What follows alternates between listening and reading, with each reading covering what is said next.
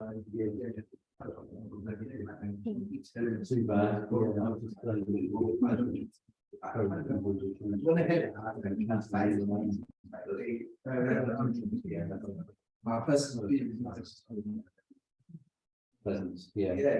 Okay, I think we just get started. So thank you everyone for coming here, for being brave and coming through the rain. And we also got people joining via Zoom. So also a welcome to all our Zoom participants. And so I'm Lisa, and I'm part of the team running the Alternative Protein Society. And we are really excited to have you here for another cultivated meat evening with two exciting speakers. And so just regarding the logistics, we will have two 30-minute talks with some time for questions afterwards from the live audience, but also from the Zoom audience. And then after, we will have pizza for just socializing and connecting to each other. Cool. So our first speaker is Che, who came all the way from Newcastle today. So thank you for that. And so Che is professor for tissue engineering at Newcastle University, and he will tell us about his journey to create the first ever steak that's made completely from pork cells grown in the lab. And I guess, oh, and I also found that it measured 9 centimeters in width, 4 centimeters in length, and 1 centimeter in height. And I guess in the end, we are all curious to know how it actually tasted. He's also a director and co-founder of 3 university spin-outs, one of which is 3D Biotissues and Cellular Revolution. So, yes.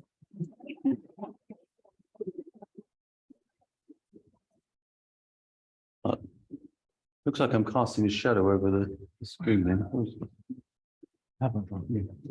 So thank you very much. Thank you, Lisa. Thank you, Will, for the invitation. So I did these types of talks are a bit challenging actually, because I did academic talk on the research that goes on in the labs, and then I tend to give company talks talking about company product development and investment pitches and all those such things, and occasionally try to get ask them to do something that's in between, and I find that quite challenging to do. Because, yeah, can't talk about a lot of the kind of stuff that's the research is going on in the company, and then some of the stuff in the lab is less relevant to the companies. But anyway, we'll see how it goes. May I just position myself maybe closer, because people on Zoom, they would see you. No, it's not I did think about that. Okay. Yeah. Here? Yeah. Okay, so then if I you... just kind of come up and push buttons on the screen. Oh, I see. Yeah. Okay. Look, I'm. Hello, everybody. That's the last you'll see of me.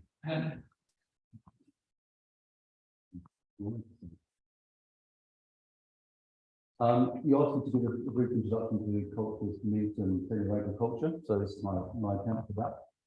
So we're talking about, we like to call it synthetic biology. In its broadest sense, I suppose, to the production of food and other agricultural products. Typically starts with tissue sampling, not necessarily. Then animal cell isolation, cell expansion, is all fairly obvious. And then there's a tissue culture step. That can mean different things to different people in terms of how that actually operates. Eventually, the resulting in some tissue harvesting and then processing along the way. So that's a very, very broad overview of the process, in case anybody's not aware of that. The reason why, of course, we're doing it is because of these types of things. The fact that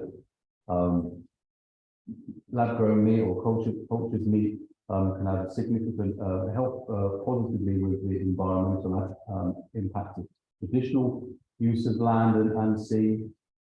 Also human health in terms of antibiotic usage, perhaps associated, perhaps reduce these the viruses that are spread, often associated with farming practices. Economy in terms of again land use and food security, many other things as well. And then, of course, animal welfare in terms of reducing the amount of animals sacrificed as part of the traditional meat manufacture.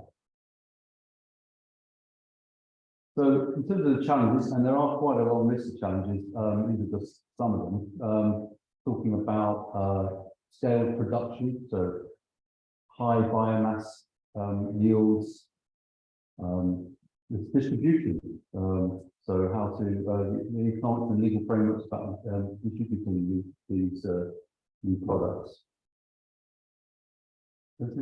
Yeah, we got feedback from the Zoom audience. Sorry for this interruption, that the sound is not great. So I was wondering, because you're probably speaking next.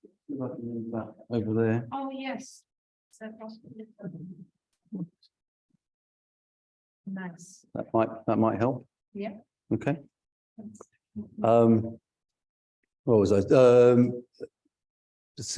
Challenges in terms of the mass scale consumption. A big one, obviously, public acceptance, its nutritional values and health impacts. Okay. Other challenges around production costs, especially competing with the so-called free raw materials and processes associated with traditional agriculture. I think we know that in terms of the price of meat as it's given, it's not a true reflection of the cost of meat if you were to factor in all the other environmental impacts and the cost of repairing that environmental impact. These are still challenges to get across and understand fully. Cultural impact, disrupting established agricultural production systems. So how do the farmers of today become the farmers of tomorrow? And then the ecological footprint. Still, there's, how to work around recycling. We don't want to create an industry which creates an awful lot more waste in a different way than the traditional farming does. So those are in broad strokes some of the challenges. But it does bring opportunities with it. So, and at the end we've got some kind of thinking of a UK audience in terms of the research councils that could help with that. So strengthening our understanding and knowledge in cell biology, cell and tissue growth, differentiation, physiology, biotechnology, optimization of biofabrication processes, lots of opportunities there to improve that towards addressing some of the challenges I've been over. Healthcare, so what does this mean for healthcare? Are there new foods coming that are possible that will address some healthcare challenges? Lots of, I think that'll be coming online quite in the next few years in terms of once people have kind of said, well, these are the kind of products we're talking about, and then academics will start to go and say, well, actually, if it added this or it did that. We've done some work on digestibility, for example, showing that structured meats have a different digestive profile to unstructured meats, and the digestive profile of the structured meats is more similar to traditional meat. So what does that mean for health, gut health and things like that? I don't know, but there's lots to do in that space. Agronomy, of course, and then we go into the humanities and economics, which is a huge area in itself in terms of opportunities, public acceptance, sociology, all those types of things. And then the most obvious one, I suppose, is certainly for me, having been involved in a bioreactor company, is in that biofabrication processes and scale up. So that was my kind of brief introduction to kind of the whys and wherefores of it. But going to my how I got here, it starts with the eye, and in particular the transparent part of the front of the eye, the cornea, because I spent an awful lot of time looking at the cornea, understanding the biology of the cornea, and then applying that in terms of tissue engineering the cornea. So a lot of understanding of the corneal stroma. This is the extracellular matrix rich part of the cornea, which actually makes up 90% of the cornea. And then also I've done some work on epithelial homeostasis, so how the epithelial cells sit on that material. That's all important for the corneal biology, of course. But the corneal stroma and tissue engineering, that is most relevant to, and I'll touch upon this, how we translated that understanding into other areas. But what we chose to do a few years ago is to take a slightly different approach to most in terms of tissue engineering. So generally speaking, most forms of tissue engineering take what we call a top-down approach. So it starts with a scaffold fabrication that could be natural or synthetic in its makeup, and then you add the cells to that scaffold material, and then result in a tissue, and then use it, transplant it, whatever. These are medical purposes we're thinking of, but it relates obviously to cultured meat as well, in terms of that's largely the process being taken at the moment. Whereas we took a different approach, which is a bottom-up approach, we call it. So we start with cells, and then we ask those cells to make the tissue. For me, this is a good way of doing it. It comes with challenges, which I'll touch upon. But fundamentally, it's saying that cells in the animal know what they need to do to create a tissue, at least at some point during the development of that animal. So they have an inherent ability to create tissue. That's one side. The other side, possibly more importantly, is that the top-down approach, where we're saying we start with scaffold fabrication, the scaffold design of that scaffold relies on the inputs into the design of that scaffold relies on what is known about the tissue. So you might say, well, it needs to have a porosity of such and such. It needs to have mechanical properties of such and such. It needs to have some binding motifs or whatever. But there's a million and one other things in that tissue structure which are not known to us, to any of us, and can therefore not be included in that top-down approach. Whereas if you take the bottom-up approach and you say, well, the cells kind of know what they're doing, then they're just going to produce a whole load of other stuff that we don't even understand why they're producing protein A in location X, for example. But let's just say that it's needed for some unknown reason. So you end up with a more functional tissue. So some examples of the top-down: artificial bone, heart, kidney, etc. Their challenges are around the function. They kind of get near to the function, but nowhere near as good as the real thing. Still immunoreactivity and rejection issues, stability, they wear down, and integration with the body. I also include what's called bioprosthetics in this, so decellularized organs, which is another approach to tissue engineering. I'd class that as top-down as well. Likewise with 3D printing or bioprinting would also be a top-down approach in my book. Whereas the bottom-up approach, as I said, about manipulating cells it's more akin to organogenesis. So I think the thing that you may have heard of is organoids. So these take this approach where you ask cells to create some structures similar to the original organ in a smaller way, usually related to clumps of cells producing certain proteins and things like that. The challenges are growing the cells in the right way,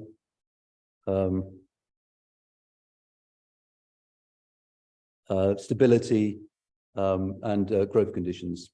The advantages, though, I believe, are that you end up with a tissue which has nanoscopic resolution. So it has the same tissue resolution as the original tissue, because the cells are making the extracellular matrix.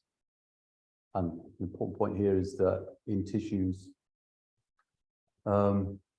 between 10 and 40% or whatever of the tissue is cells. So largely speaking, the majority of the tissue is not cells, it's the extracellular matrix that surrounds them. And that, the collagen fiber, for example, might have a diameter of 10 nanometers or so. Now, trying to create trying to create that type of resolution with the top-down approaches is just not reasonable. Whereas if the bottom-up approach, you can get those resolutions. Just thinking about time now, I might be taking too long. So we started with tissue templating. This is an analogy we have. It's not brilliant, but so you could start with a raw material such as silk, and then you spin it, and then you create a cloth. Whereas if you have an intelligent actor in this and give them some instructions, then they can create something functional. In this situation, they're creating a suit. So likewise, you could take a biomolecule or a synthetic molecule, in this case collagen, and mix it with a cell, and then say you've got a tissue,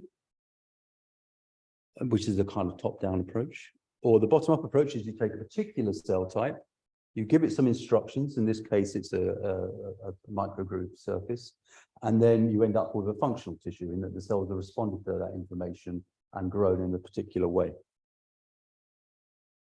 So we did that, and we created the controlled the alignment of the cells, and then we had this idea around it would be cool if we could grow the tissues, and then they would detach from their substrate, and then we'd stack them up and form greater tissues. So we'd create modular tissues that we place together. Of course, we were thinking of the cornea, of course, here to make a corneal tissue, and that's a transmission electron microscope image through the cornea, showing you bundles of collagen fibers, very organized, very highly arranged, and orthogonally stacked. So the way we did that was to create a peptide coating that had an MMP cleavable sequence on it. So cells are sitting on this peptide amplifier that has this metalloproteinase, matrix metalloproteinase cleavable sequence in it, and we control the amount of MMP expression in the system by the addition of retinoic acid, which we'd found to significantly suppress MMP upregulation.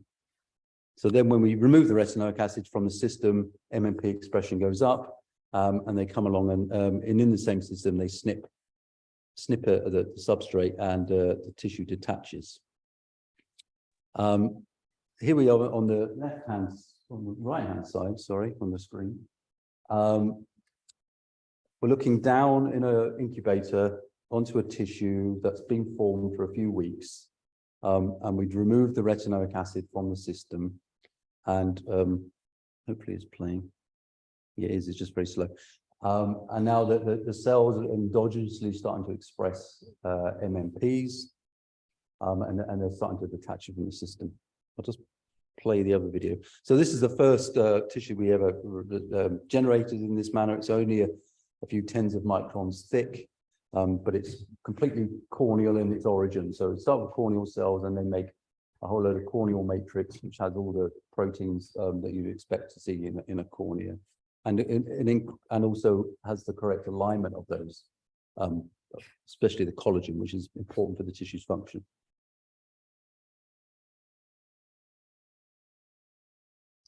So the aligned tissue has different mechanical properties, improved mechanical properties for us, and also for the cornea, importantly, it had the improved transparency.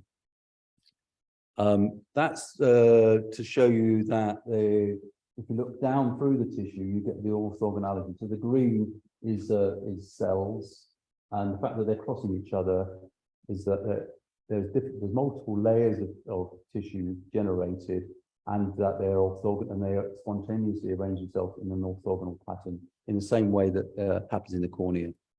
This not great transmission electron microscope image is showing through the section through one of these tissues. So the darker grey layers are cells. So at the bottom you have 2 or 3 cell layers, and then we have a lighter grey band, and that's collagen matrix. And then you see another layer of cells, a single layer, and then you see another band of collagen matrix, and another layer of cells. And they all did this spontaneously. So we gave them the initial instruction, and then they spontaneously grow on top of each other, produce aligned matrix, and have this orthogonal arrangement in terms between each layer. Also of note was that the thickness of this collagen layer is the same thickness as you see in the native tissue. Also, in terms of collagen density, you get a collagen density which is again much more similar to the normal collagen density. And the reason I highlight that is because if you try and create a collagen gel with the density of natural bodily collagen, you can't do it. There's no the chemistry is not possible with the chemistry, known chemistry to do it. This is like 100 or 1,000 times more less dense. So again, evidence for us at least that this approach is the right approach if you want to create the correct structure, which is then related to the function of the tissue.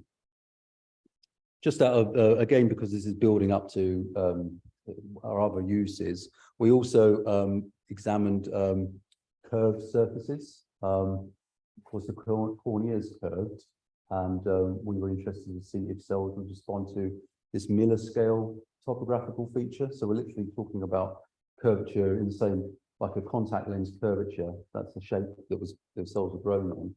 And at the time, extremely surprising to see that cells did respond to this very large geometry compared to the size of the cell. But then when you start thinking about it, well, why are we growing cells on flat surfaces? Why is everybody growing cells on flat surfaces? Well, because which is practical, but there aren't any flat surfaces in the body. So cells aren't actually naturally inclined to grow on flat surfaces. We got the same results anyway. So on a curved surface, we see alignment of the cells, alignment of the matrix that they produce, and resulting in some improved tissues for us. And then lastly, we also did a few years, like 100 years ago in 2014, we did demonstrated 3D bioprinting of a tissue. It was a very successful study. I think we had like a budget of about £10,000, something like that. It was a master's student project. We were able to buy a new type of bioprinter had just been kind of brought into the market. We were the first one to get it into the UK. The company called Celex, so I don't know if you've heard of them. They then went on to become I can't remember the number now, but like $1 billion company. Bioconvergence, that's Biocon or whatever they're called. But we were the first ones to have their printer in the UK, and it was really a really nice piece of work because it wasn't very difficult to do. We just had some had some CAD images taken from dimensions actually taken from a patient, and we just plugged those into the printer and then extruded some gel with some cells in it. But it was the first demonstration of it, and it gained a huge amount of interest or press, and so the overall that was two important things came from this. One was that we were offered funding to start a company, and we thought, well, actually, why shouldn't we? We're one of the best at doing corneas in terms of tissue engineering. So why shouldn't it be us? So we went ahead with that and created the company 3D Biotissues. The second one was that also realizing that 3D bioprinting isn't the answer to creating tissues. It can be part of the solution, but it isn't the main answer. So we knew fairly early on that 3D bioprinting wasn't really going to get us very far. So that kind of segues nicely into 3D biotissues. So now 3D biotissues, we're applying some of those and new physical and biochemical cues to direct and organize cell growth. So I'll give you some examples of some of the stuff published, and we have some other ones that are proprietary. We're still using the inherent power of cells to generate those tissues. and allow them to self-assemble and form these highly structured natural tissues. We also have a lead in serum-free culture, and because in terms of what we found during the basic research in the cornea was that for the cells to sense these physical cues, for example, for like minuscule curvature, you needed to remove the serum from the system to do that. Serum is obviously great at just pushing cells along. It's a bit like a bully in a school playground where he just kind of pushes everybody around to do stuff. But and the cells might be the sensitive kids who really don't respond very well to that. So when you remove the serum from it, the cells are able to do all sorts of things that you don't expect them to do. So that really gave us a bit of a head start in looking at serum-free media. So we've been looking at and developing serum-free media for at least 10 years prior to the creation of 3D biotissues. So that gave us a bit of a head start. And now we have our own supplement called CityMix, which I'll mention in a moment. So a lot of that know-how then went into creation of 3D biotissues. We've got a couple more. It's still a relatively small company. It's got about 10 people now. Company spun out in 2018. Went to the Biosphere, which is a bio-incubator space in the centre of Newcastle. A bit more investment, 2021, and then we undertook a reverse takeover by BSF Enterprise about 9 months ago, and now that's 3D Biotissues is solely owned by BSF Enterprise, which is a publicly limited company trading on the main market in the London Stock Exchange. What we've done since then is focus on IP, creation of more IP and sales of CityMix. What we did for the listing or the relisting specifically was that I said that we needed to have something more than the cornea, and that we had an interest in lab-grown meat anyway. Created a different company that I think I might mention, but also talking about bioreactors. So yeah, we knew about the space a bit, and we thought that actually the technology we were developing could equally be applied to other tissues. So we still maintain a corneal program, but we invested a lot of time and effort into other tissues such as muscle, meat, and skin for lab-grown leather. So as Lisa was saying, so we developed the first 100% lab-grown meat over this last 9 months and demonstrated it fairly recently. We're also creating skin products as well, and we're just in the process of completing or starting rather a proof of concept study for a large fashion brand in terms of using the lab-grown skin. This, going back to the cornea, which of course we were doing, the point here is that what we found with the ophthalmic medical device companies was that the fact that our corneas, what we're aiming to do in terms of tissues is to create a tissue which is highly comparable to the real thing. And what that means in a practical sense for the cornea is that the surgeons will not know where the cornea came from. They don't mind if it's donor or if it's lab grown. It handles in the same way, it sutures in the same way, etc. And what that meant for some of the bigger companies that we're looking to license into is it means that they can apply what they've developed, over many years and millions of pounds of development into the way that they handle, manipulate those tissues. They don't have to reinvent all that. So the corneas that we're growing can then plug straight into their existing technologies. In this case, a laser allows them to create bespoke lenticules or bespoke shaped pieces of corneal tissue which are then used clinically. And we found that to be really useful with the other companies we're speaking to. So for the fashion brands, in terms of creating a skin product that can be turned into leather using traditional approaches, means that they can retain all of that know-how they prize greatly in those companies in terms of leather manufacture. We're not creating a leather and say, well, all of those people, you don't need them anymore. We're creating something, you know, it's not that approach, it's creating raw materials that can be used. And likewise with the meats, when we're talking to retailers and producers, and somewhat similarly, the idea that the lab-grown meat can then plug into existing downstream manufacturing processes is also very attractive to them. I've touched upon some of the kind of how we get there with the tissues. Here's a recent piece of skin. It's over a millimeter thick.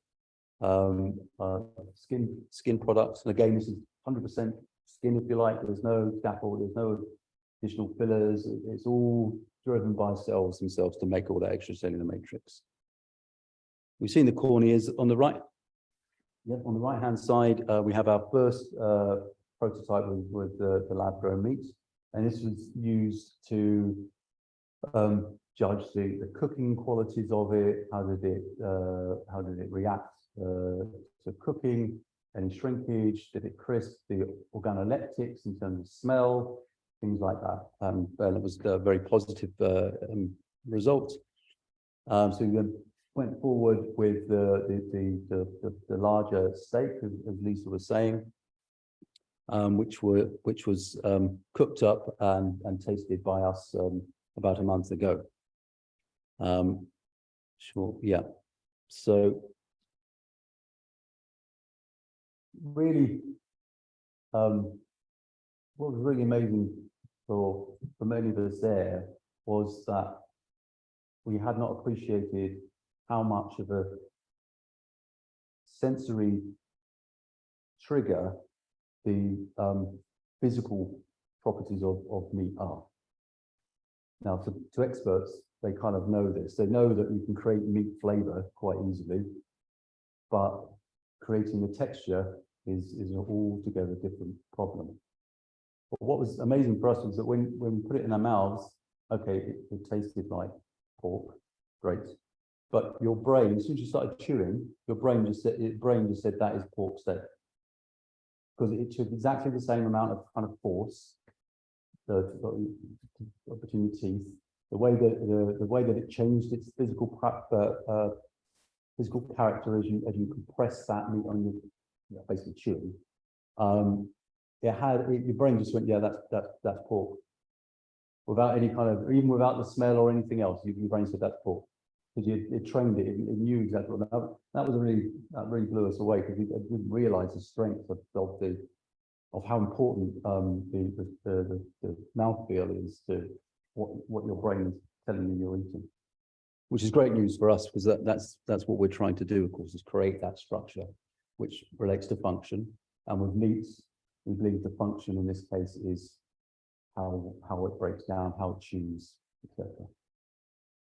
I'm probably going over time, so apologies for that. So City Mix, I'll just give a touch on that. So that's what came out of a lot of our research into serum-free media, and we developed this product which uses macromolecular crowding, and basically that means that it forces all the soluble factors to be closer together, improves enzyme kinetics, but importantly allows you to use less of the soluble proteins in the media to get the same results. Now, considering that media costs, 90% of media costs are growth factors or proteins added to that, the addition of City Mix allows you to significantly reduce that and bring the overall media costs down. So it's proven very popular. It's being tested by almost half of the lab-grown meat companies in the world. It's also helpful for us, in fact, that it's kind of, in terms of development of media, it's end of line. So if people are working out ways of reducing growth factor production or improving purification and lowering cost of purification, which are all good and all going to bring the media costs down. But it doesn't matter where the addition of City Mix at the end will always bring that cost down further. I brought this up because we've already gone over this. but it relates to the next piece of technology and how we built upon it. So we had this detaching tissue, and what I thought was, I wonder if we could individually detach cells rather than as a tissue. Just out of interest, really, and that challenge was taken up by a PhD student of mine, Martina Miotto, and she worked on that and found that yes, you could control individual cell detachment. So then I was scratching my head, or we were scratching our heads, and I was thinking about an application, and we kind of thought, well, actually, maybe it could be used for cell culture. And this is in this graph devised almost 10 years ago, where I started to think, well, when you look at the capability of producing adherent cells, it's fairly linear. It's not going, it's fairly flat. But when you start to imagine what the need is, you can see that there's a massive potential divergence between capability and predicted need. And this, of course, that need has been supercharged by the lab-grown area, or alternative proteins in general. But we're talking about adherent cells, the technology in particular. So the idea is, whereas traditionally you have a batch culture, all the cells grow together, and then it gets to confluency, and then you detach them all and collect them as a batch. And what we were considering was that, is it possible to create a continuous cell culture? So individual cells are released from that surface and collected, but the process just keeps on going. And that might reduce the size of bioreactors. We know, what we knew just by kind of Googling, continuous processing, it has a lot of benefits. It's used in multiple industries, and brings large efficiencies with it, and other things. So we thought it was going to be a good thing for cell culture as well. And maybe it could be used in lab-grown meat, biologics, cell therapy. And then step forward, Martina and I then co-founded Cellular Revolution, is now known as Cell Revs, to take that idea forward. And they are doing so. I think they're currently employing about 18 people. There's an engineering lab, and there's a cell biology lab, so a combination of both. And they're making incredible strides forward to actually making this thing into a real life machine that you turn on, and cells come out, and it continues to do so. So I'm not sure how I'm doing for time, but this is the last slide, really. So in summary, then, points I wanted to kind of underline, that we were able to replicate ECM composition and arrangement using a bottom-up strategy. And this allows us to create scaffold-free, highly structured tissues. And we believe this addresses a major challenge around texture in cultured meats. Our experience in serum-free media has allowed us to address media cost in cultured meat scale-up. And our novel approaches to adherent cell culture led us to this continuous process for cell expansion that can both scale and reduce costs associated with muscle cell growth and other cells. Thank you very much.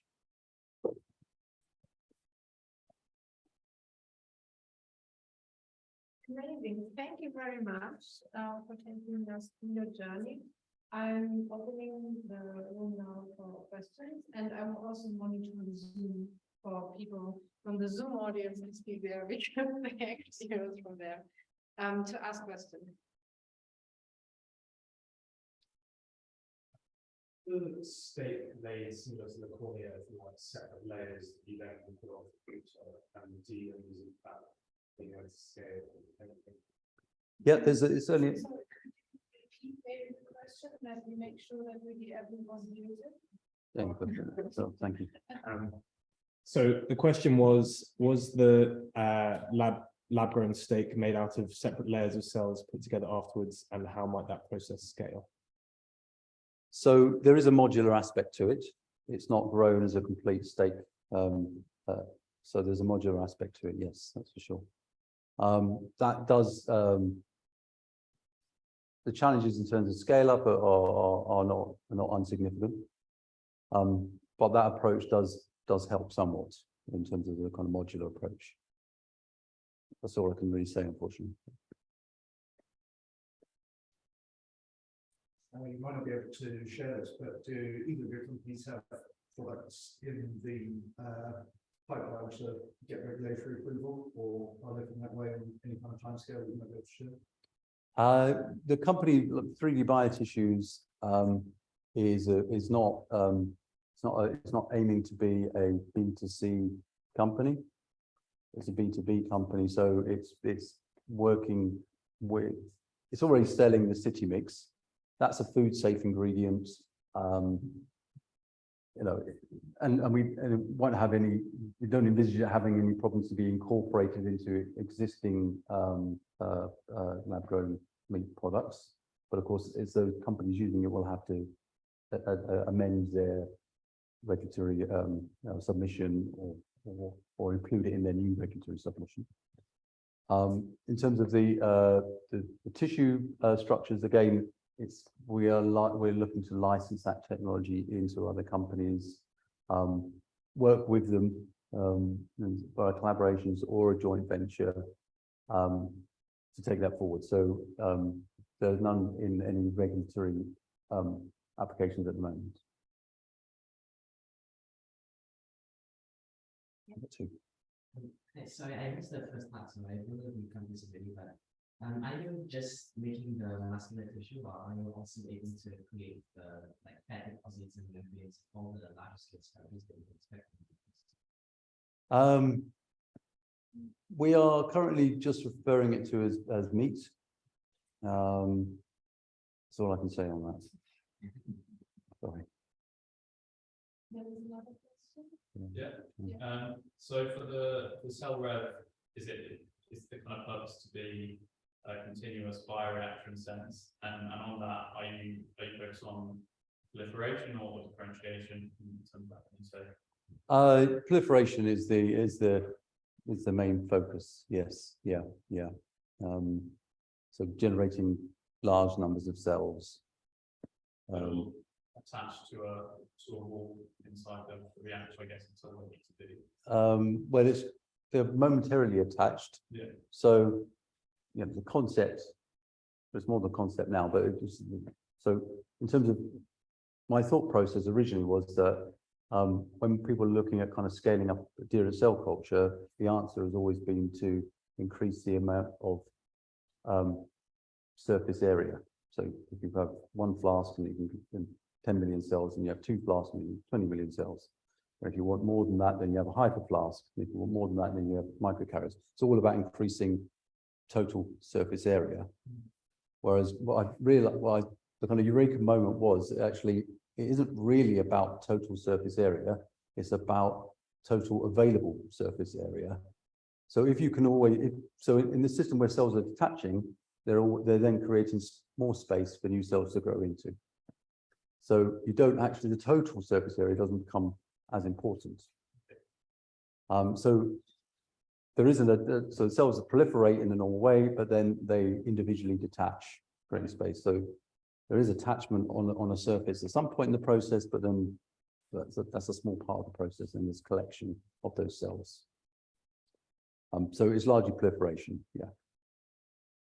Are you triggering the attachment, or is it random? We have the published examples of that, and the company has been developing further. We are certainly believed to be leading the way in terms of this concept. Cells are, I'm not sure how to answer that really. I wouldn't say it's random, because that's a strong word. So I don't think it's random. So, yeah.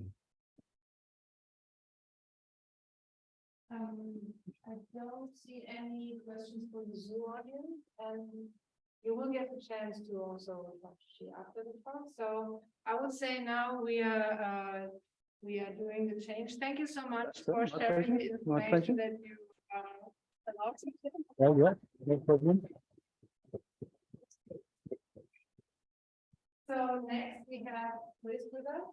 And so he is now complementing the science that we learned behind cultivated meat with the social science aspect, because in the end, we need to make sure that all these technical advances that we are achieving now need to be matched and complemented with social acceptance. And also they rise certain hindrances regarding also the political and social acceptance. So this is what we are addressing now. And yeah, so I think if you positioned yourself already. Do you know what I was thinking to say? If I put the laptop there, then we might be able to, let me know if you can still see okay on the thing. Perfect. Is that okay? Amazing. See the slides, right? Okay. Thank you. Cool. Well, thank you very much for the introduction. Yes, I'll be speaking about some of the social and political hurdles in the way for cultivated meat and how we might be able to overcome some of those. So broadly, the first 3 sections here are going to be talking about consumer acceptance. Perhaps I can zoom this out a little bit. Yeah. The first 3 sections here will be talking about consumer acceptance, what are the major motivators and barriers for consumers, and how we might be able to increase acceptance. I'll then talk about a few examples of how we can look for constructive regulation of the cultivated meat sector. And finally, I'll say a few words about the future of farming and, you know, how I think about that issue politically. So firstly, on consumer acceptance trends, there's been a number of surveys and different studies looking at how many people would eat cultivated meat. So here we're seeing around about 60% across a number of studies saying that they'd be willing to try cultivated meat.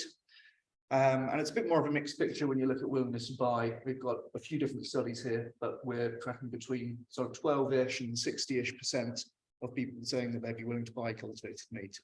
And that varies a lot depending on different countries, different surveys, they have different ways of phrasing the question and so on. So you do get a lot of variability in those responses. And when we look at the thoughts that people have about cultivated meat, generally they're thinking of the benefits in terms of benefits for society. So things like sustainability, the ability to provide a long-term solution for world hunger, and also improving animal welfare. When people are thinking about the kind of self-facing, I guess you could say, factors, they tend to be perceived a little bit lower. So we see flavor, nutrition, and safety tend to be rated a little bit lower than those societal factors. In comparison to some other similar food technologies, we see that cultivated meat generally has a bit of a higher acceptance rate compared to genetically modified meat. We can see it generally also has a higher rate of acceptance compared to edible insects. I view that as a very good thing. I'm an animal person, and you know, if you spend any time in the alternative proteins space, you might have come across this idea of edible insects. I think that would really be a disaster from an animal perspective. We've been talking about a massive increase in the number of animals that we're farming and eating. And our best guess is that insects do have some kind of conscious experience worth worrying about. So that's my perspective on that. Unfortunately, all of the studies that have been done on this topic tend to show that cultivated meat enjoys a bit of a higher acceptance rate compared to insects. However, when we compare to plant-based meat, we generally see consumers being more keen on plant-based meat compared to cultivated meat. And that's to be expected. It's likely because this is something that's already available in the market. People are getting more familiar with it. They've probably eaten it already, and so on. This could be different for some demographics, which I'll talk about in a moment. And this could also be something that changes in the future as cultivated meat becomes more familiar to people. So when we look at kind of different demographic predictors of cultured meat acceptance, we can see a number of things which predict higher likelihood of saying that they would eat it. Younger people, male consumers compared to female consumers, Heavier meat eaters, interestingly, people who tend to be somewhat left-leaning in terms of their politics, people living in urban centres, a higher level of education, and importantly, people who have more familiarity with cultivated meat are also much more likely to say that they would eat it. Again, this is likely to be a good thing for cultivated meat because over time, it's likely that familiarity is going to increase, and that could lead to more people saying they'd be willing to eat it. There's a couple of interesting points on this list that I'll highlight. When we look at the preference of male consumers compared to female consumers, and also of heavier meat eaters compared to vegetarians and flexitarians, for example, these are actually opposite to what we see for plant-based meat.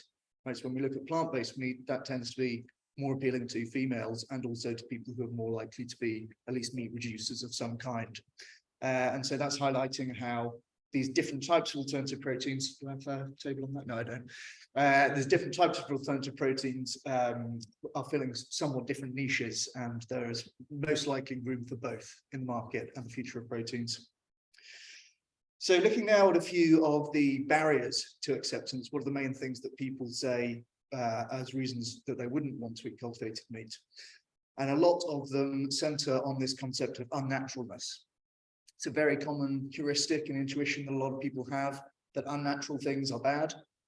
They may be inferring from the perceived unnaturalness that cultivated meat is going to be less good for their health or less good for the environment or have some other kind of negative consequences. They may also just see the unnaturalness as a bad thing in itself.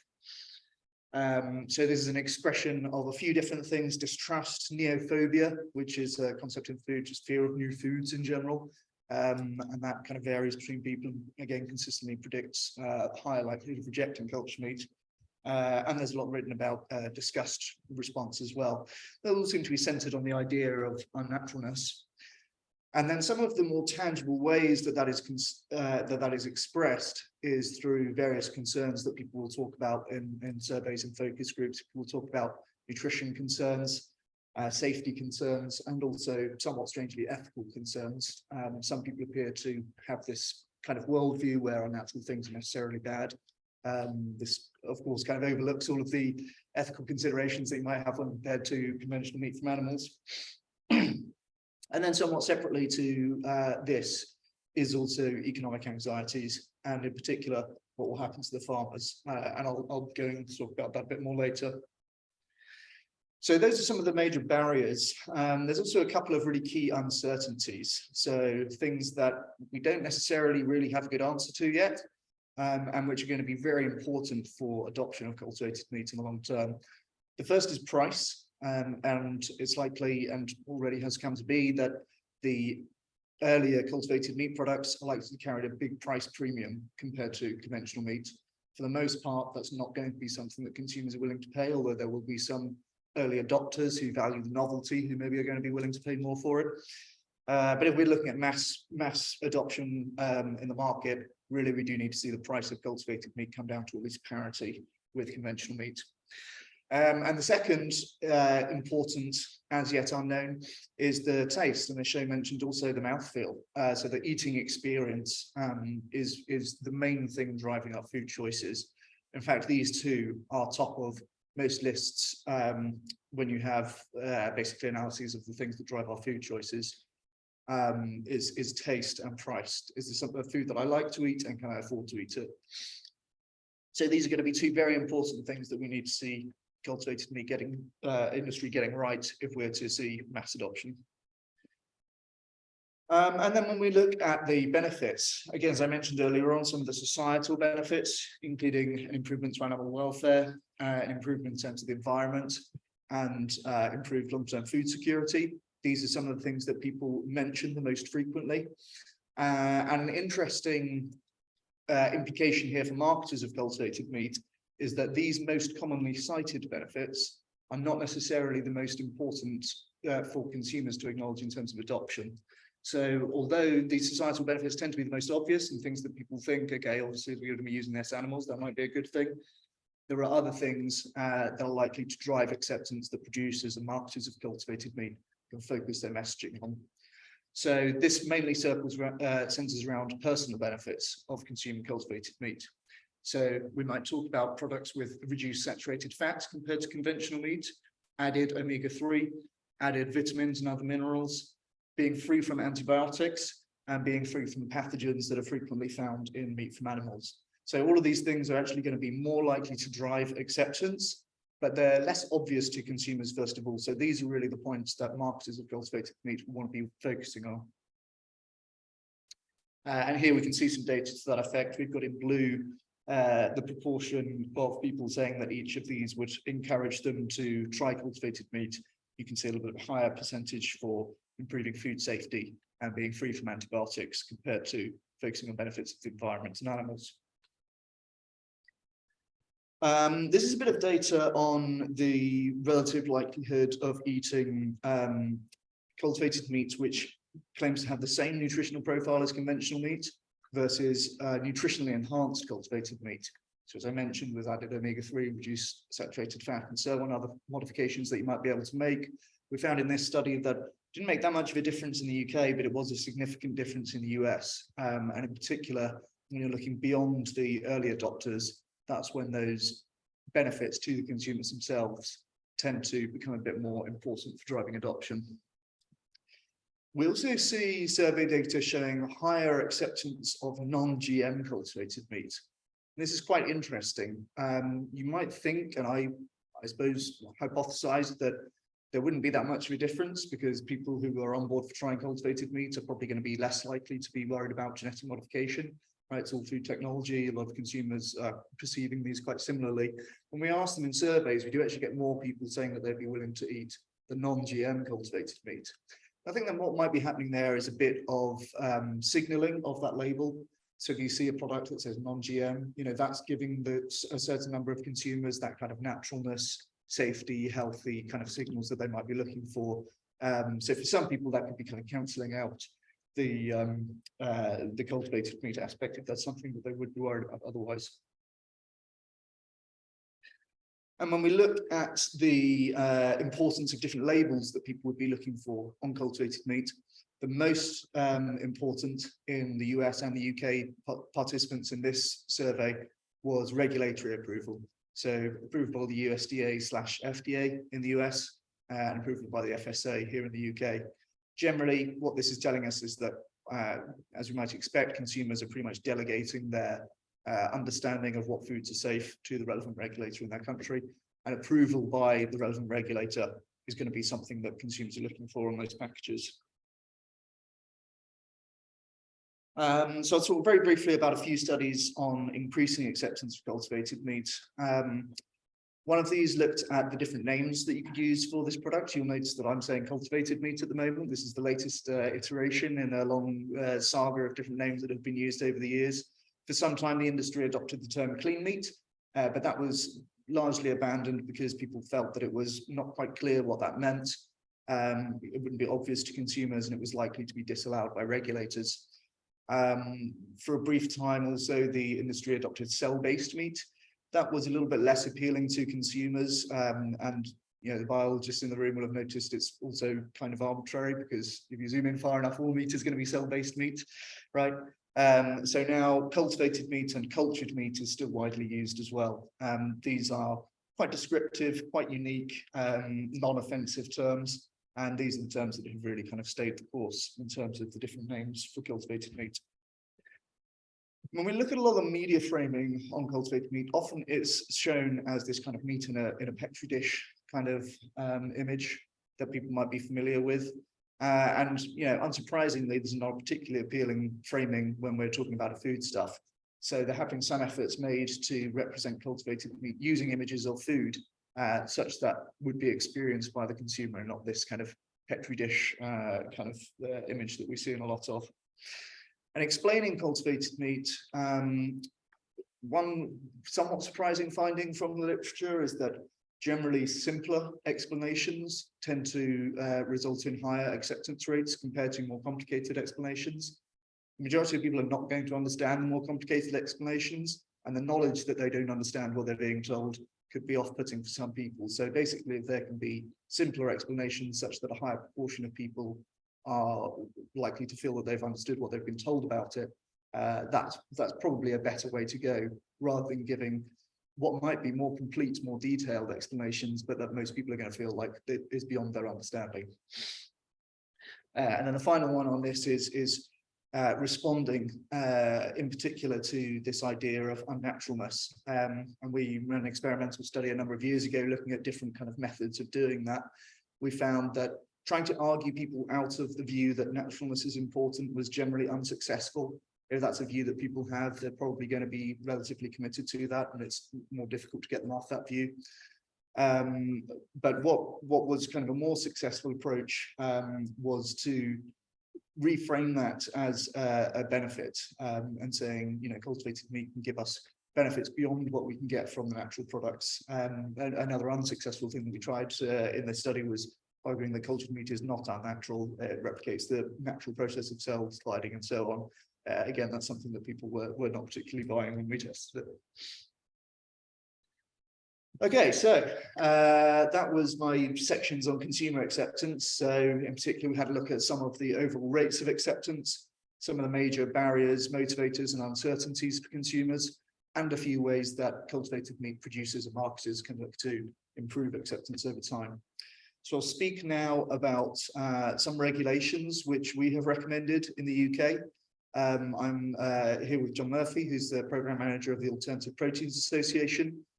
We published a report last year looking at some of the ways that the UK government can encourage the further development and adoption of alternative proteins, including cultivated meat.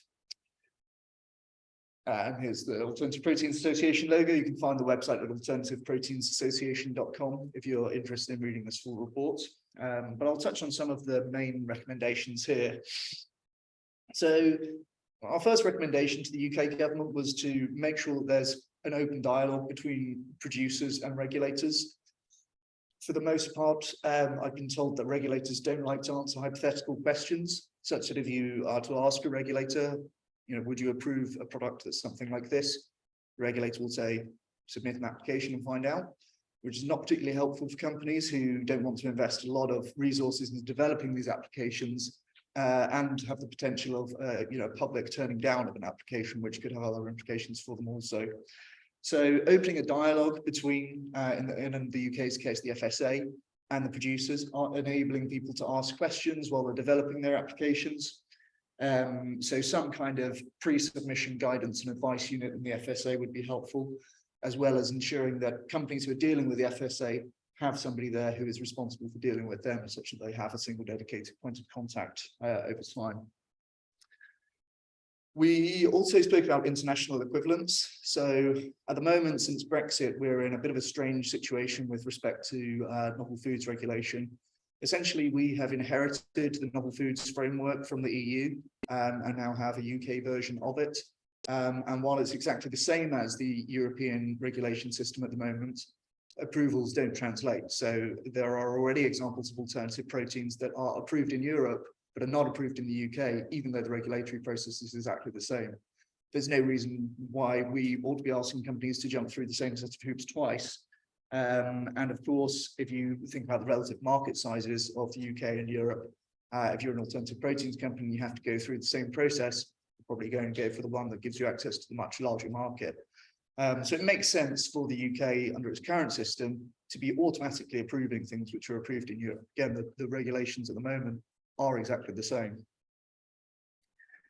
But there are also some devolutions of novel foods approvals within the UK nations, such that companies may find that there is a different approach in Scotland, Wales, and Northern Ireland. So this again can be a problem for producers. It's not clear sometimes whether approvals being given in England will also apply in Scotland and so on, or there may be like another set of hoops to jump through in addition.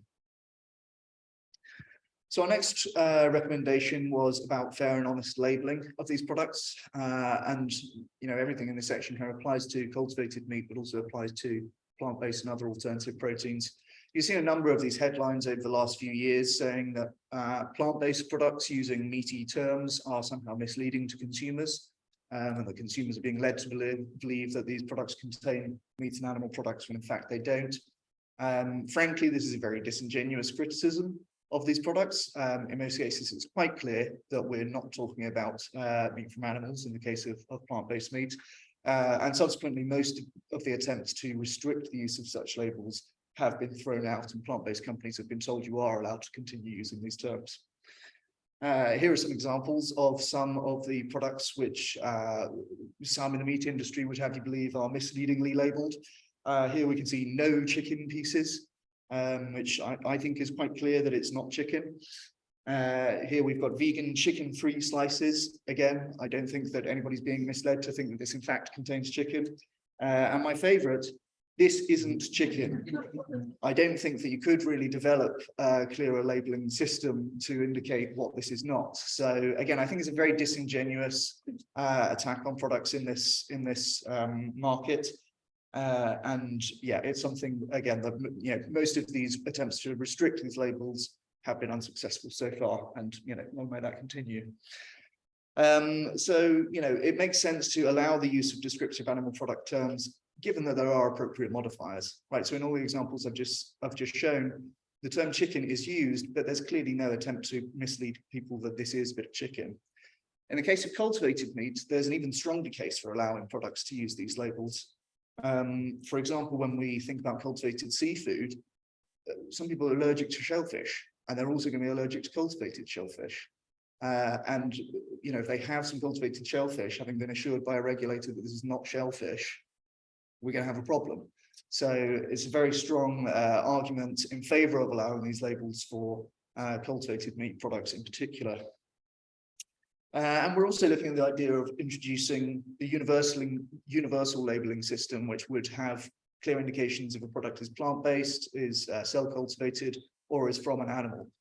This is effectively demanding the same of the animal industry, right? If you want to have it such that cultivated meat producers are obligated to have very prominently, this is made using cell cultivation, well then, it's reasonable to expect that animal products have very clearly, this is made from a slaughtered animal.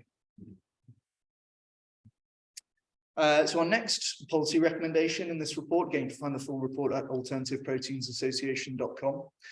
Our next recommendation was to extend fair VAT exemptions on food products. So when you go to the supermarket, you'll find that some foods do have VAT chargeable, which means that there's 20% on top of the sales price in tax for the consumer to pay, and others are VAT exempt. So in particular, red meat and dairy are VAT exempt. They're considered as staple foods, and subsequently there's no VAT payable when you go to the shop and buy red meat and dairy. However, there is VAT payable on alternative proteins, including many plant-based meats. They're not per se VAT exempt as conventional animal products are. And when we think about the relative benefits of each of those, we're talking about products which are healthier, better for the environment, while playing an equivalent dietary role. And they don't enjoy the VAT exemptions that we do have for the animal products. And of course, this is precisely backwards from what you would want from a tax system, which tries to encourage good outcomes based on what people are buying. We can think about this, for example, with respect to tobacco products, where we have very high taxes on cigarettes, for example, given that we know there's very negative health outcomes associated with their consumption, and there's actually reduced VAT on nicotine gum. So that's actually a break from the usual VAT that applies to products in recognition that this is a product that's solving some public health problem that we have in this case. There's also the potential to prioritize regulatory approval of certain foods which are more relevant to our national targets. So at the moment, there's this quite long and winding approvals process for novel foods in the UK, and there's no prioritization. So when we have new applications for regulatory approval, they're basically getting in line behind anything that just happened to have made an application for them. And in the case of the novel foods process, this includes a lot of food flavorings and a lot of CBD products at the moment. And again, there's no prioritization process, which, there's no reason why we can't just say some of these are more important than others when we think about our national targets with respect to environmental outcomes, with respect to public health outcomes, with respect to food security. There's no reason why we ought to be waiting around and having these products wait behind products which are much less important for those outcomes. And I've said that You know, when we were developing the COVID vaccine, for example, that was all hands on deck. We've got a really big problem. We need to prioritize this. Would have been ridiculous for our regulators to say, well, we've only just had the application now, so this needs to get in line behind, you know, every kind of mild improvement in asthma treatments or something like that. And I think the last one that I'll speak about here is adopting a modularized approval process for novel foods. So at the moment, companies are required to submit one big application with several different components of the food that they're trying to get approved. And this could be done more effectively by having a modularized approach where you have more narrower applications rather than one very broad application. So for example, if under the current system, somebody submits an application and it's found that there is some problem in the bioprocessing component, well, the whole application is going to be thrown out and they'll have to start again from scratch.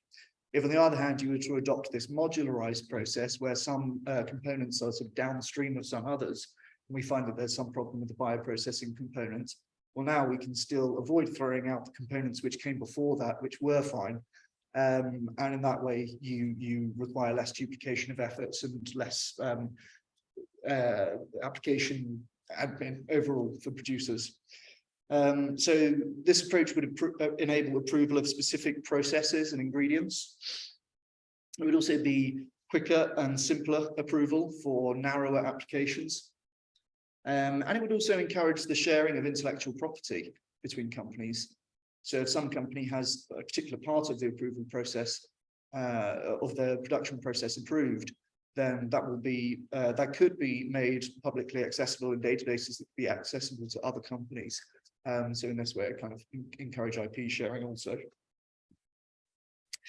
All right, so the last section, and this is a relatively brief one, thinking about the future of farmers. And I mentioned earlier that this is a concern that people frequently bring up with respect to cultivated meats and other alternative proteins. You know, what will happen to the people who are currently animal farmers? Their job is dependent on carrying on doing this. And when first thinking about this problem, I'm reminded of a story of an economist who goes to a country with a planned economy, and he goes to visit a quarry. And he's being shown around this quarry by the foreman, and he notices that they're not using any machines at all to produce this quarry. They don't have any diggers or modern mechanical means. They just have 1,000 guys with shovels. And he says, why aren't you using any machines? You just have all of these people digging with shovels. It's very inefficient. And the foreman says, well, this way we create more jobs. And the economist says, oh, I thought you wanted to make a quarry. If it's jobs you wanted, you should take away their shovels and have 10,000 guys with teaspoons, right? And the point, of course, is you can always choose to do things less efficiently in order to have more employment in any given sector. It's not ultimately a good thing to be doing that, and it's going to give you all kinds of disadvantages when we come to think about international trade and so on. Of course, in the context of farming, there's already an awful lot of technology which makes food production more efficient. We could, if we wanted to, ban combine harvesters and insist that all food production has to be done manually, just like the 1,000 people with the shovels digging the quarry. If that sounds like a bad idea, and I think that it does, then that's telling you that there should be other priorities when we come to thinking about our food production system, rather than the creation or preservation of jobs. Now, all that said, that's my kind of economic analysis of the situation, but it's not particularly comforting to any particular farmer who is nonetheless facing the prospect of not being able to farm animals anymore. So to address this, we did a study a number of years ago looking at the perceptions of farmers in particular, of cultivated meat and of alternative proteins in general. And we found, quite to our surprise, pardon me, there's a bit of preamble here. There'll be a very surprising finding in a moment, I promise.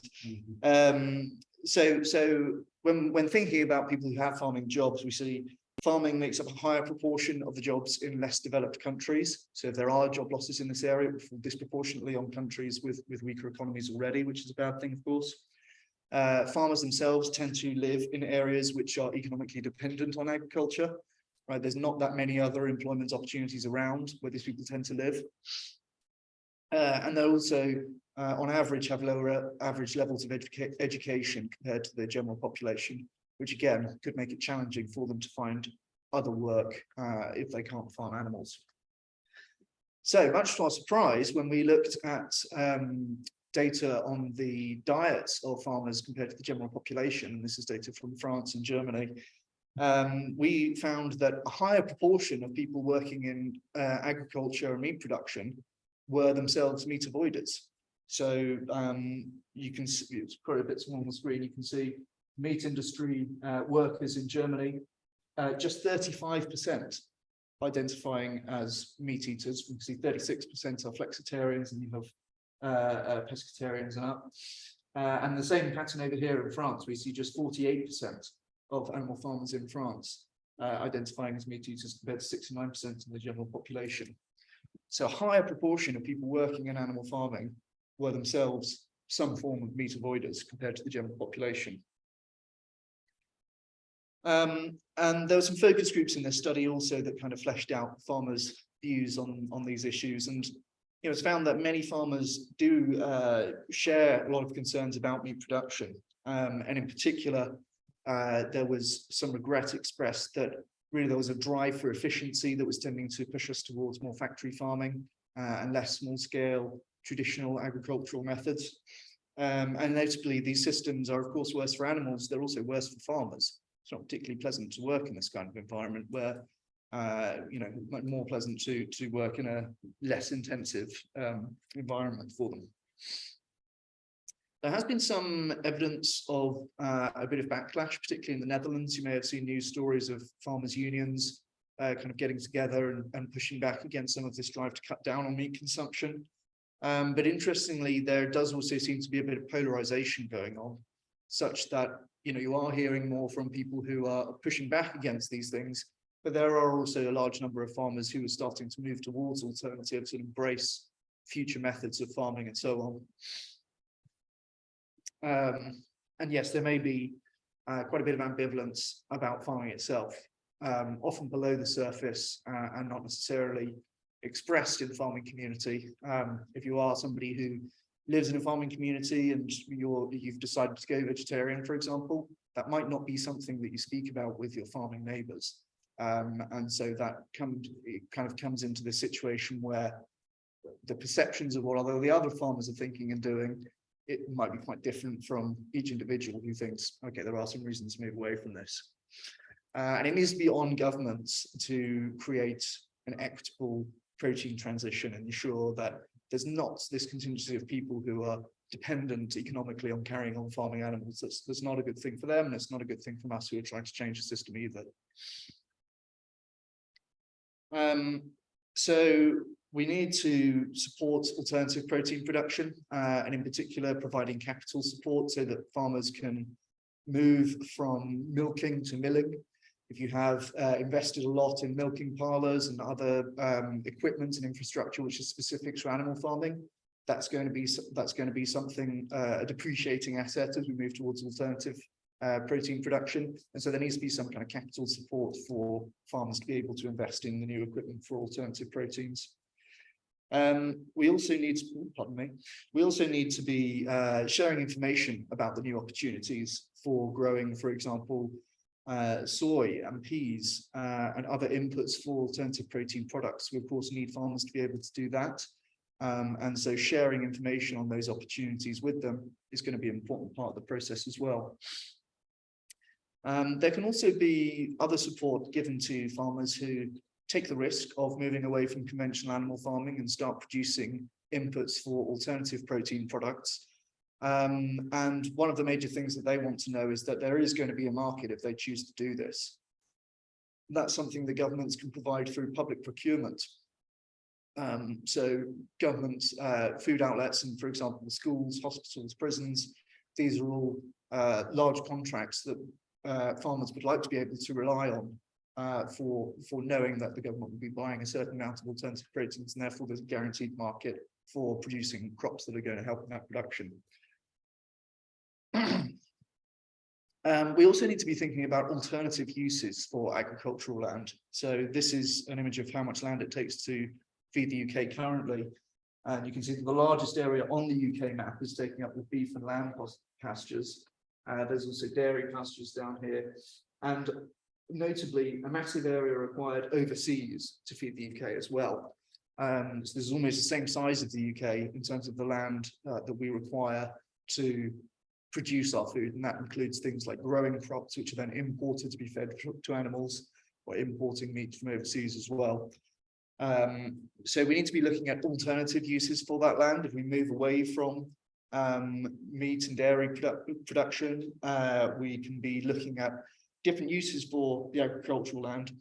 In particular, two that I'll highlight are reforestation of those areas. This is going to be a massive opportunity to sequester carbon using land, and that's a big part of our agricultural strategy for net zero, is sequestering carbon in the land. And the most effective way of doing that is rewilding and reforesting, stopping using this land for agriculture and making it financially viable for landowners to instead be reforesting. And a lot of that is done through DEFRA's new environmental land management scheme. And the other is on renewable energy production. So we have over 500 solar farms in the UK, and a move to renewable energy production is, of course, increasingly important and something that we need to be looking to do more so. And then the final thing that governments can do is facilitating social and cultural support for farmers who decide to move away from animal farming. So as I mentioned, farmers who are in this mindset might not necessarily be very open about saying that. And this results in this situation where there's apparent consensus in the farming community on animal farming, when in fact a lot of people are a bit more ambivalent about that. So there are interventions that you can do in terms of supporting events and communities for farmers who are moving away from animal farming, and making that something socially acceptable, providing that social support for people who are moving in that direction. Events. Oh, and also we've spoken about the possibility of having awards for people moving in this direction. This can tie in with all of the certifications that we'd like to see on things like regenerative agriculture and high welfare animal products as well. Well, thank you very much. You can find my slides at tinyurl.com/CUAPP slides, and my website is bryantresearch.co.uk. Thanks very much.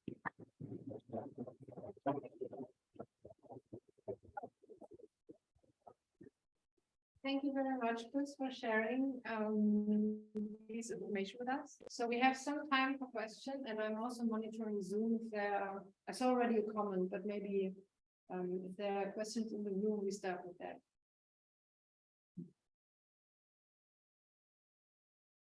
Yeah.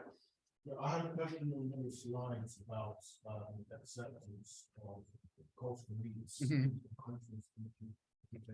Let's see. We're along my back.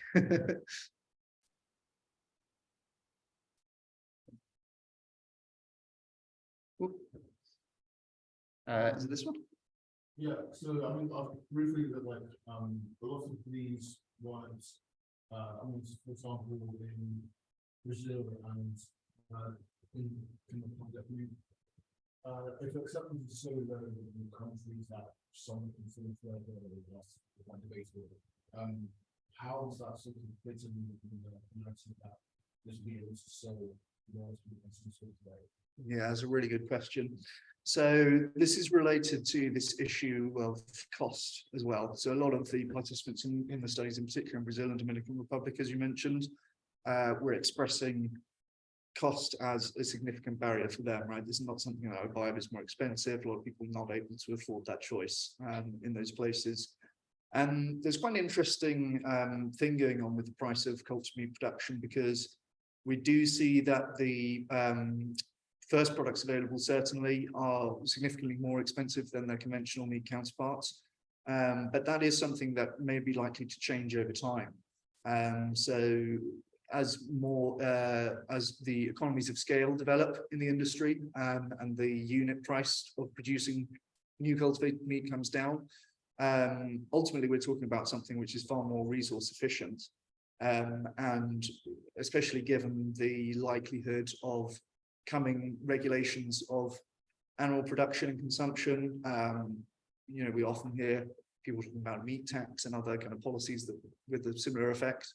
That could also be something that's likely to shift that in favor of cultivated meat and other alternatives. So yeah, you're definitely right that initially in these less economically developed countries, the cost of these products is certainly going to be a barrier. But in the longer term, that is something that could shift. And the other thing to say about that as well is that the effects of conventional meat consumption are such that when you are eating red meat, for example, you're creating demand for that red meat, but also for all of the plants that the animal ate.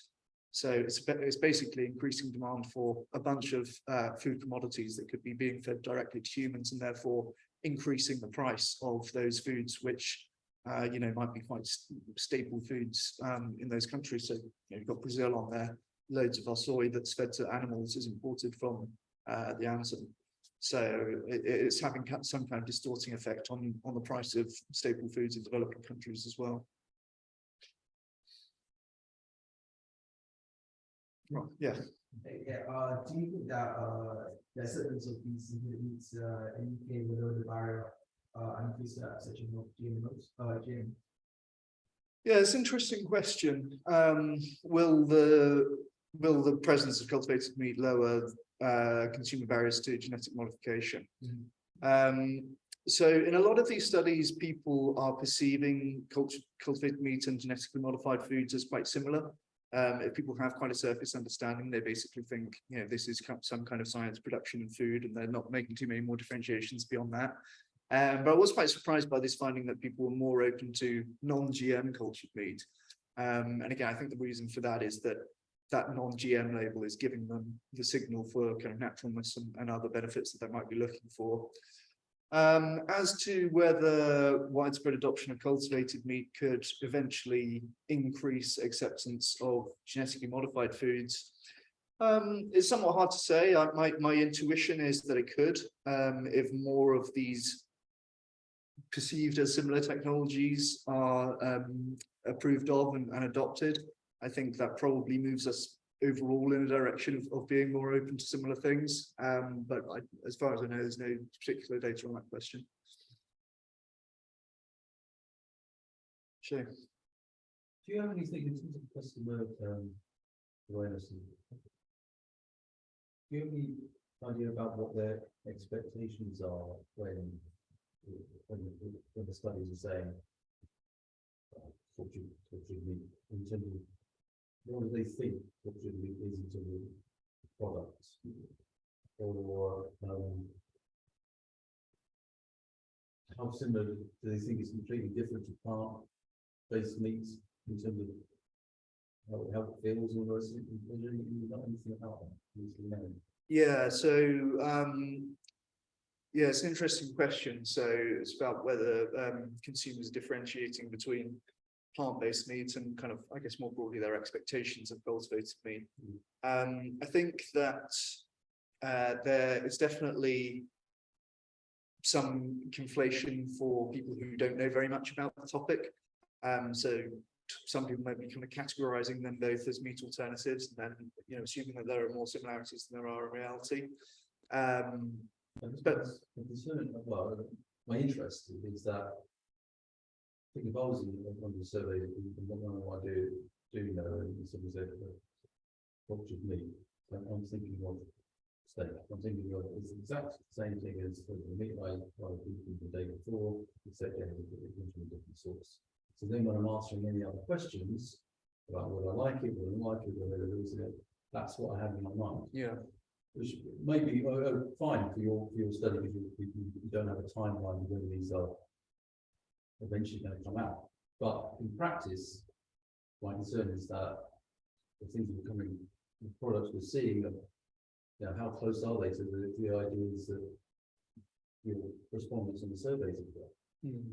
Yeah, certainly that's an interesting issue with a lot of this research, because it's asking people hypothetically, basically, about a product that they haven't been able to try, and there's always going to be, you know, certain assumptions that people are making one way or another. We do see in general with like expected taste and texture, when people do express opinions about that, often they expect it to be inferior in terms of taste and in particular texture So people might expect it to be mushy and lacking in kind of structure and things. So, you know, that is something that's been reported in some of the studies, is the expectation that the taste is not going to be quite right, you know, even when people were told to expect that it would be. So I think the important thing with that is that it will be something that's evident in the products. So you'll have in like food quality perceptions, I guess, is the subfield,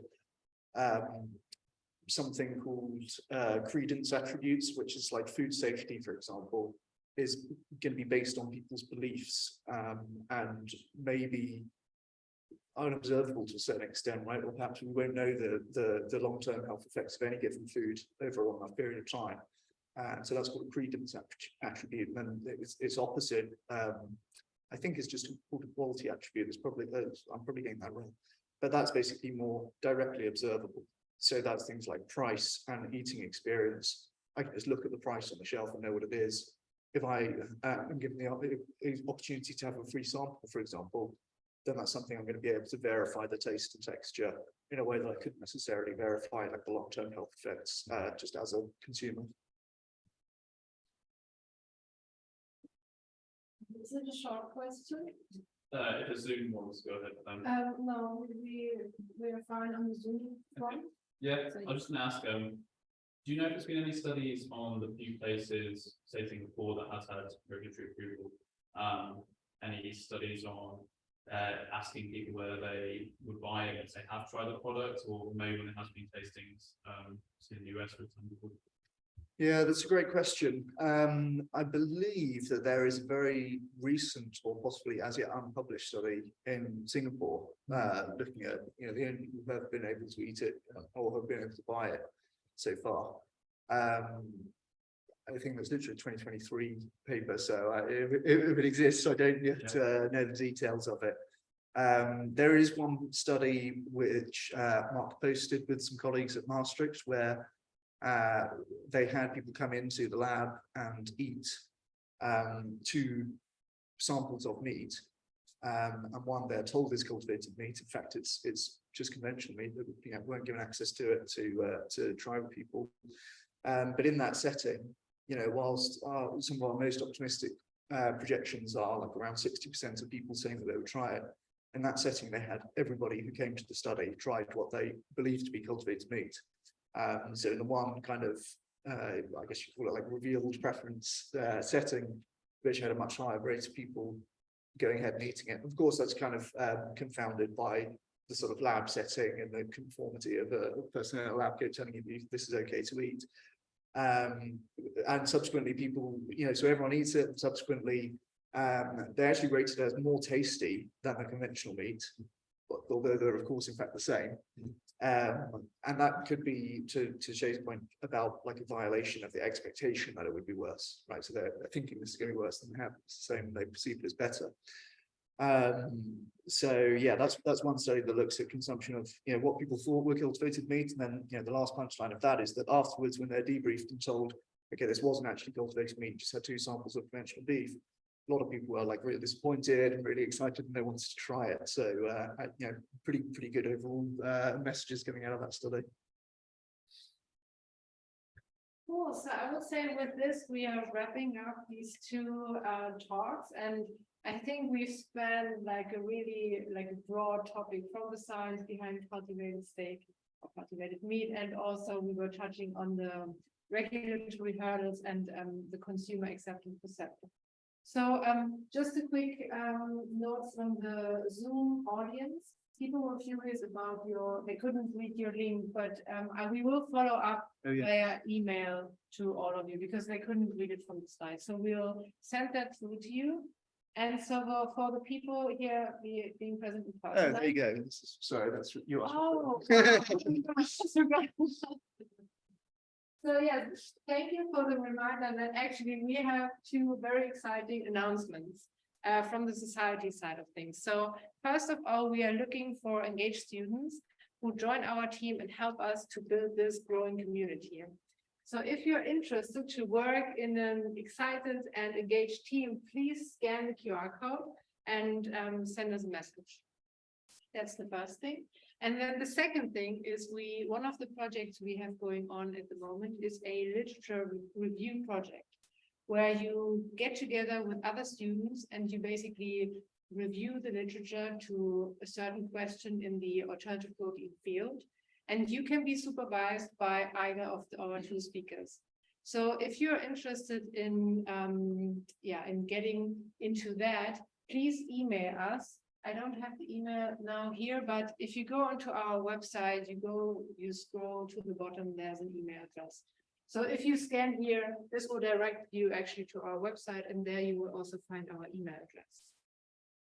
Okay, cool. So thank you very much. There will be pizza. I can smell it already. I think it's somewhere. And thanks to our speakers, and I hope I will see you in one of our next talks.